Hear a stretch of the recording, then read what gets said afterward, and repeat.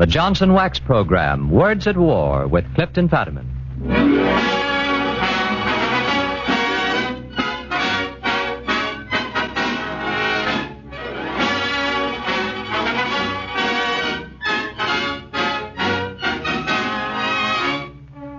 The makers of Johnson's Wax for Home and Industry, in cooperation with the Council on Books in Wartime, proudly presents Words at War, dramatizations of the most representative books to come out of this great world conflict. And once again tonight, we have with us one of America's foremost radio personalities, a man who knows good books, a well-known author himself, Mr. Clifton Fadiman.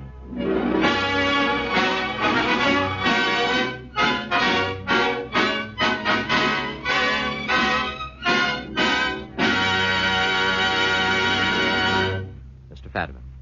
Tonight's headlines tell you that we're winning the war, that soon the Nazi machine will crumble and disintegrate forever. But will it? Is this the end of the war or just the beginning of the next? Tonight's program will attempt to answer that question. We'll tell you something about book and author as soon as Jack Costello finishes a brief message from our sponsors. When your friends or neighbors drop in for a visit, isn't it strange how often they drift back to the kitchen?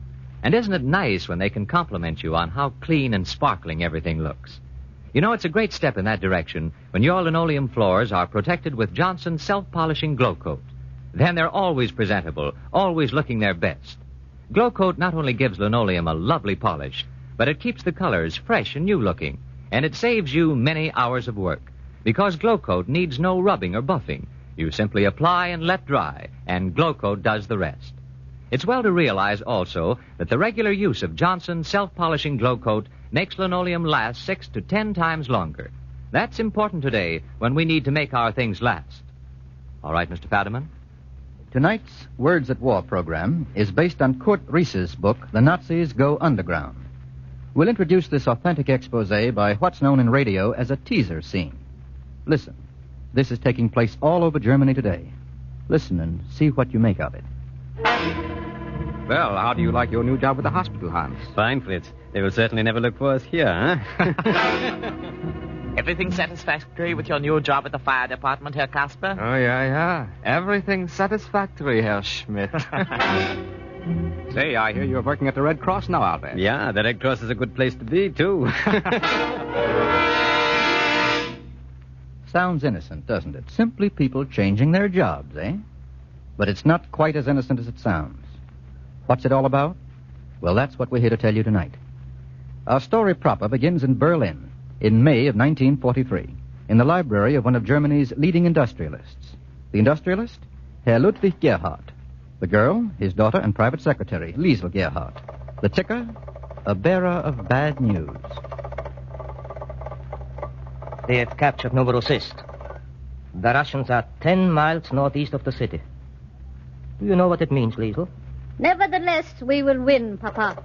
The Führer said in his speech last week. What's the matter, Papa? What does it say? Bizerte has fallen. Our troops have surrendered in Africa. The Africa Corps surrendered. But when? How did it happen? We thought the campaign was going on schedule in Africa. That we were winning. The Führer said... Never mind what the Führer said. I must get to General Beck. What did you say? Never mind, Liesl. All you do is grumble. The Führer said... I said never mind, Liesl. Now get those memos out right away. Don't forget you must be ready to leave in 10 minutes. Why? Because you have a meeting with Herr Krupp and Baron von Schnitzler at Chateau Hugel for 2 o'clock. I've already ordered the car. Oh, yes, of course. Slipped my mind completely. I'm so tired. Those air raids are enough to drive a man insane. All right, get me... Yes? What do you want, Gerda? What's wrong, Mama? This telegram came just now from the War Department. I thought you might want to see it. What is it? Read it. Hans. Hans is dead. Killed on the Russian front. Like a common peasant. Fools. Imbeciles. Why don't they stop the slaughter? Why do they continue fighting when they know there's no more hope? Don't you know why, Ludwig? Ask yourself that question. Who killed your son, Hans? Who killed your son, Kurt? Who? I have no time for your idle questions, woman. I have no time. No, of course not. You have only time to start the war. You have only the time to make plans to rule the world. You have no time to look within yourself and see the monster you've created, the monster you've bred. Quiet. Not another word. Do you hear? I think the way both of you are carrying on is absolutely disgusting. And contrary to all National Socialist principles. You should be proud of Hans. He died serving the Führer on the field of honor. There is no greater reward for the use of Germany. To think, Liesel, that you were once my daughter, and that you, Ludwig, used to be a man I respected for his integrity.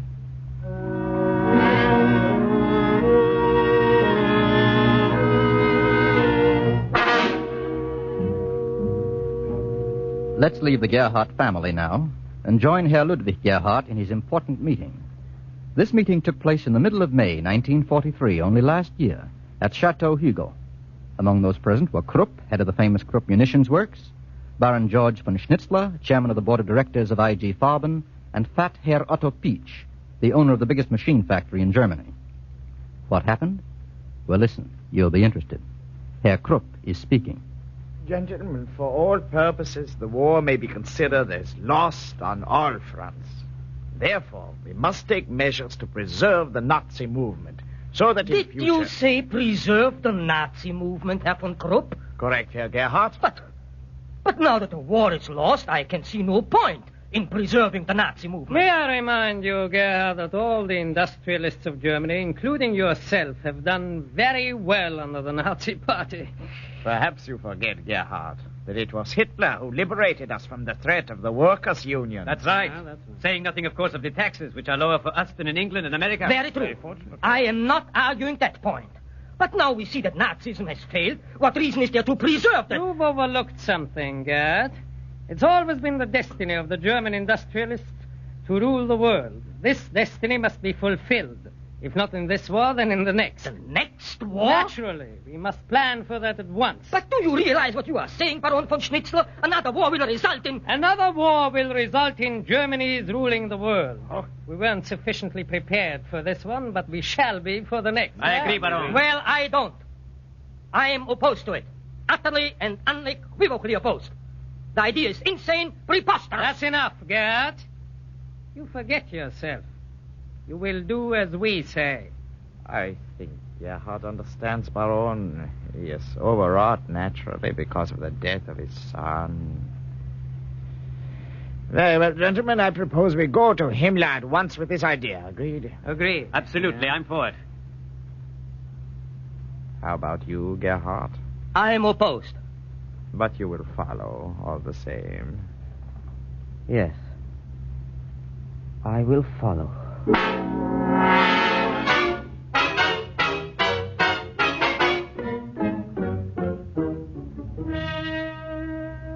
That was on May 10th, 1943. 6 days later, at Gestapo headquarters, Heinrich Himmler called in his henchmen. Heil Hitler. Heil Hitler. Sit down, Heißmeier, Kaltenbrunner. Thank you. I will be with you in just a moment. Thank you. Herr Gerhardt and I are having a most interesting conversation.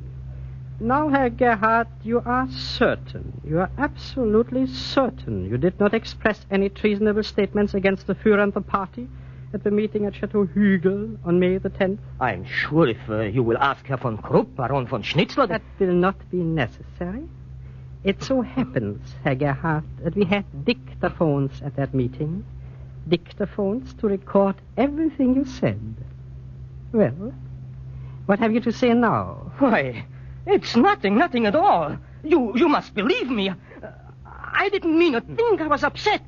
You see, my son was... Enough.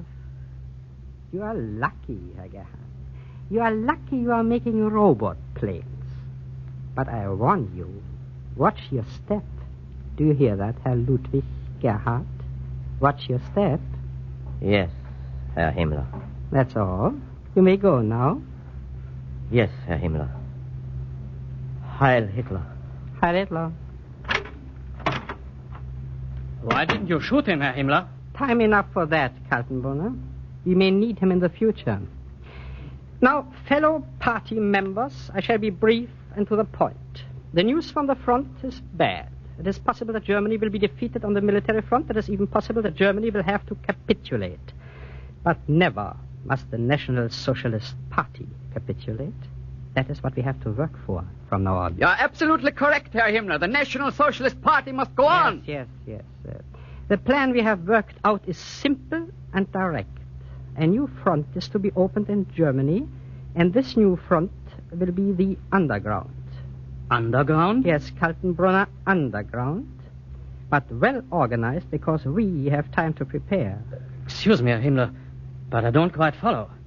How will the party members be able to work after we are defeated? It's quite obvious, Kaltenbrunner, if you will only stop and think. What will happen when the Allied military government takes over? There are a great number of irreplaceable government organizations which they must of necessity let alone. For example, the numerous health departments.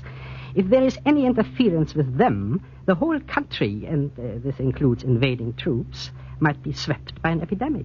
Wunderbar, Herr Himmler. How many party members can we assign under this plan? Oh, I'm sure we can hire away between 200,000 and 300,000 men in plants, city administrations, and so forth. Party members will be assigned to fire departments and utilities. They will sit in tax collectors' offices, in the police force, in the railways, mails, and even in the Red Cross. But who will the Allies deal with when Germany capitulates? It will take steps to kick certain high officials and businessmen out of the party, like Fritz Thyssen and Schacht. They will be sent to Sweden, Switzerland, the United States. Once these men appear to be no longer in the good graces of the party, why, naturally, they will be the ones who will become acceptable to the Allied military government. When will this work of going underground begin? At once. When the Allies march on Berlin, we shall be ready for them.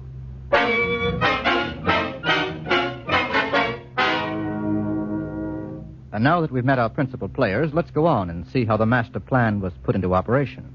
Let's see how the Gestapo organized the Nazi underground. Heil Hitler! Members of the German Women's Bund, these are the tasks which we must undertake for the coming National Socialist Underground. 1. Special training of stenographers, typists, clerks, in short of all female personnel likely to be used by the Allied military government. 2. The training of young girls to disseminate our propaganda to foreign soldiers. 3. The training of women.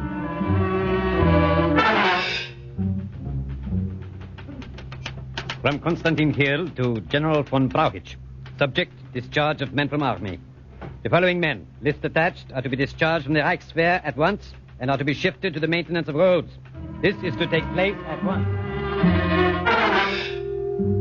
Members of the Ordensburg Sonthofen, today we shall take up our propaganda work in the United States.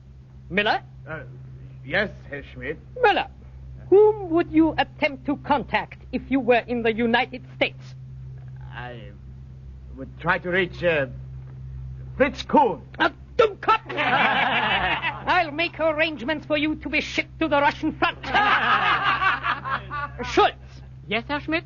Why is this answer so completely idiotic? Because Kuhn is too much identified with our movement. Very well. Whom would you pick, Schultz? I would contact the real Americans who were friendly to our beliefs before the war. Good. But how would you know them? Well, I would look at their records. Mm-hmm. Yes. And I would pick those who are anti-Semitic. Fine. And those who have fostered all kind of racial hatred. Excellent. Any more? Yes. And the members of those many organizations which have been advocating a negotiated peace. Very good, Schultz. We'll arrange for your passage to Argentina, and from there you will go to the United States. You, Schultz, will be our underground representative in America.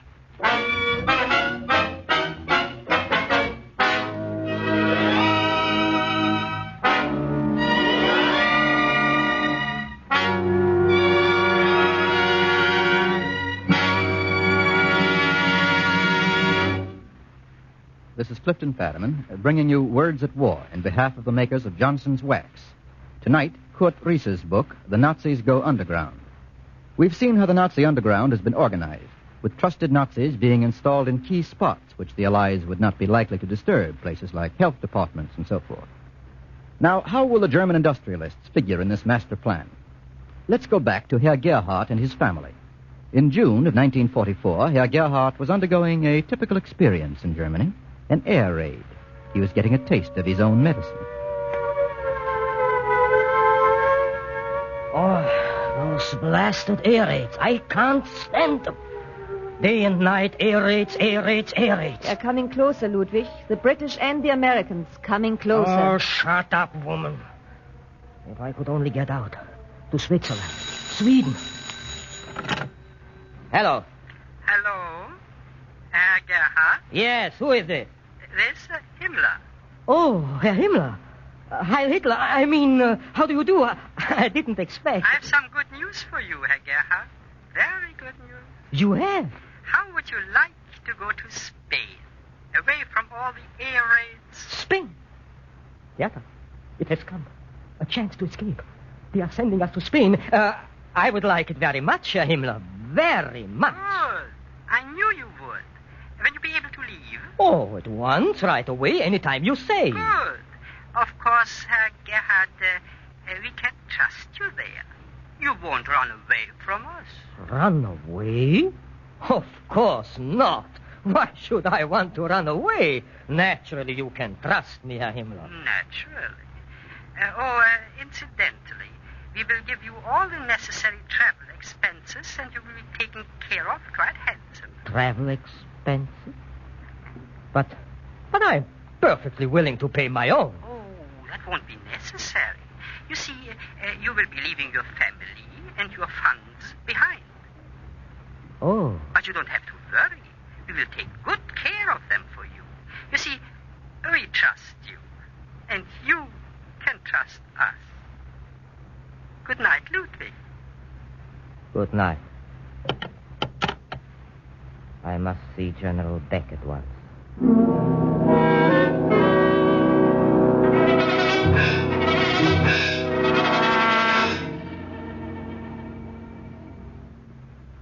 So you see, General, that is their plan. What makes you think, Herr Gerhardt, that such a thing would be bad?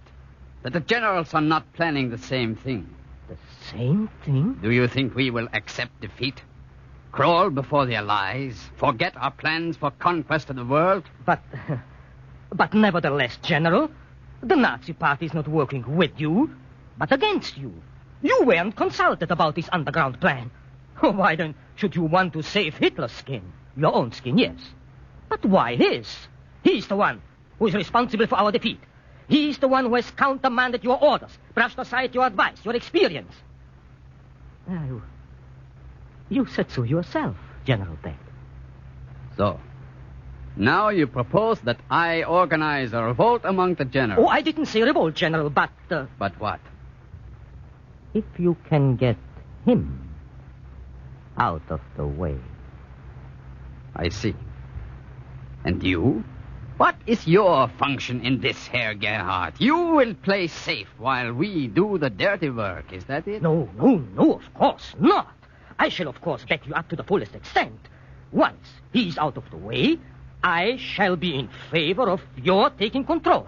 I have friends who feel the same way, who will lend all necessary assistance. Do I make myself clear, General Beck? Oh, quite. Then you agree? I will give your proposal my utmost consideration, Herr Gerhardt.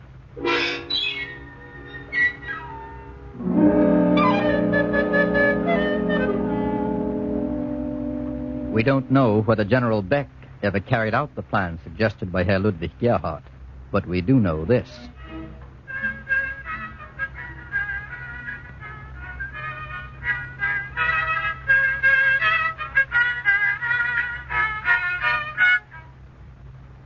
Achtung! By the order of the Fuhrer, we interrupt this program to bring you an important announcement. Today, an attempt was made to assassinate the Fuhrer, but he escaped injury except for minor scratches and bruises. I repeat, the Fuhrer is unharmed.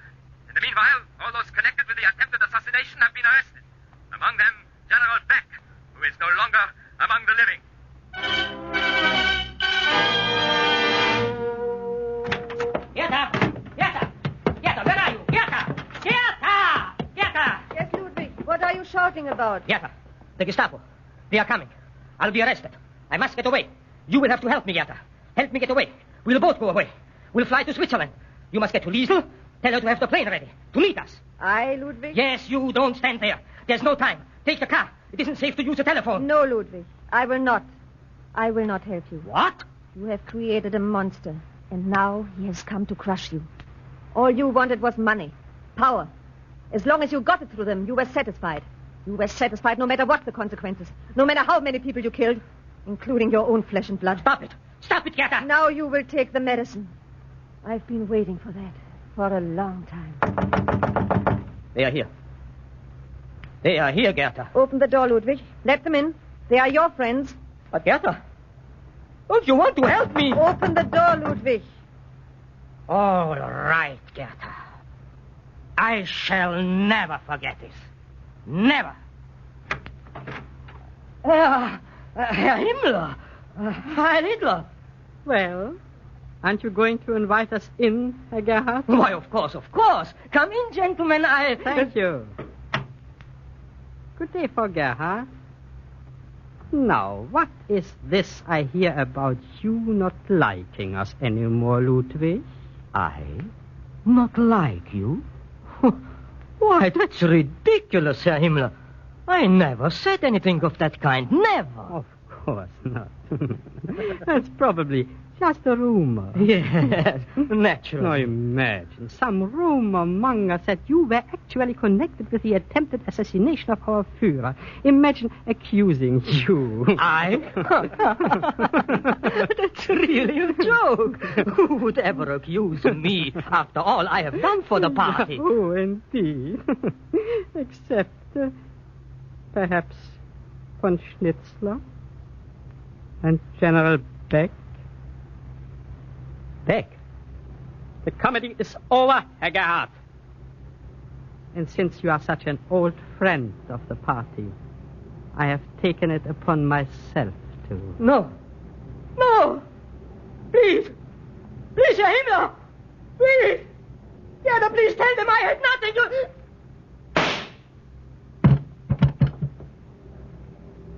That, Frau Gerhard, is what we do with traitors. Your turn will come too, Himmler. The day is coming when you and your party will be crushed forever. Do you hear them? The Allied planes are here again.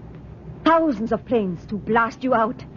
And they will kill you all. Oh, no, Frau Gerhard. They will not kill us all because we are too many. We are all over the world, in Argentina, England, Sweden, Turkey, Spain, Italy, the United States. And in Germany, we are underground already. We have burrowed so deep that their bombs will never reach us. Well, how do you like your new job at the hospital, Hans? Fine, Fritz. They will certainly never look for us here, huh? Everything satisfactory at the fire department, Herr Kasper? Yeah. 90% party members, Herr Schmidt. Say, I hear you're working at the Red Cross now out there. Yeah, the Red Cross is a good place to be when the AMG gets here. Yes, we have burrowed so deep that their bombs will never reach us. Let them come. This is only the beginning. This is but a prelude to the war we shall win. World War III.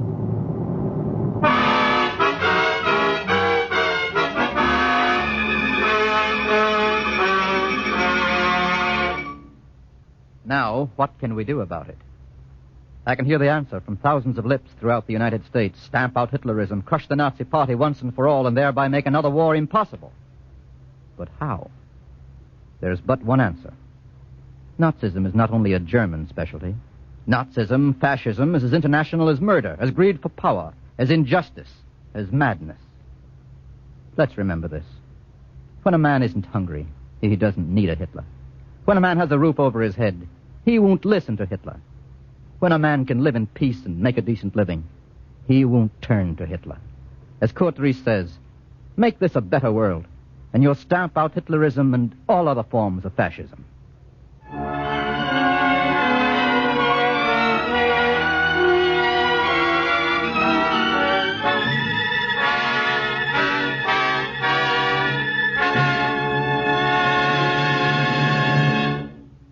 After I present a message on behalf of our sponsors, Mr. Fadiman will return to tell us about next week's Words at War program.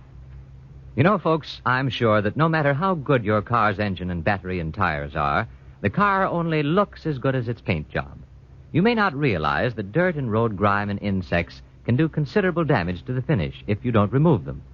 Cleaning and polishing a car really does a lot more than keep up appearances. It saves the finish itself.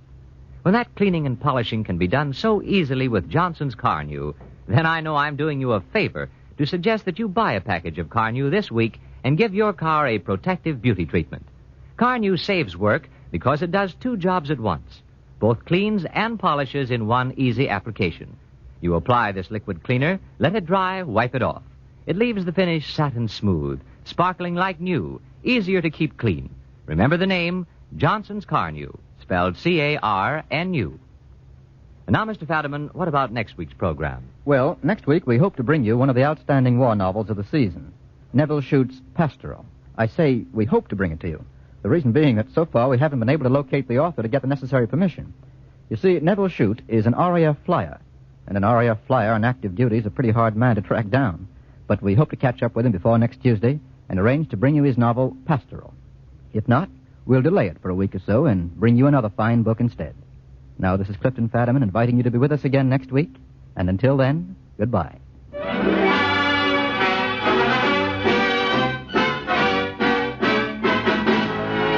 Tonight's dramatization was written by Ben Kagan and featured Theo Getz. Music was composed and conducted by Morris Momorsky, and the production was under the direction of Anton M. Leader. Next week, the Johnson Wax program again presents Words at War.